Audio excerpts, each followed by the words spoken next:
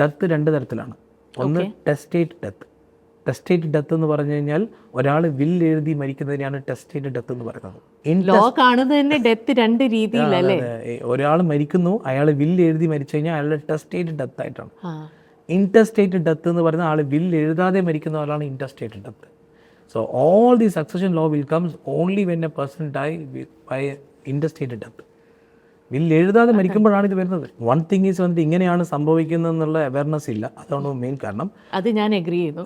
That is the first thing. Second important thing വന്നിട്ട് ഇതൊരു mentally the person suppose to write a will no, ആൾക്ക് mentally ഒരു pressure feel ചെയ്യും ഇത് എങ്ങനെ പ്രസൻറ്റ് ചെയ്യണം. അപ്പം നമ്മൾ പലപ്പോഴും ഈ കഴിവുള്ള മക്കളിൽ ഇൻവെസ്റ്റ് ചെയ്തിട്ട് അവൻ നല്ലോണം പഠിച്ച് സക്സസ്ഫുൾ ആയി വല്ല ഡോക്ടർ എഞ്ചിനീയർ ആയിട്ടുണ്ടാവും. ഈ കഴിവില്ലാത്തവളിൽ ഇൻവെസ്റ്റ് ചെയ്തിട്ടുണ്ട്, പക്ഷേ അവനൊന്നും ആയിട്ടുണ്ടാവില്ല.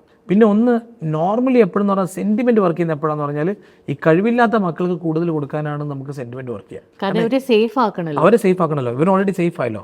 അപ്പോൾ ഐഡിയലി നമ്മളൊരു ചെയ്യുന്നത് പെർഫോമൻസ് അപ്രൈസലാണ് അച്ഛൻ ചെയ്യുന്നത്.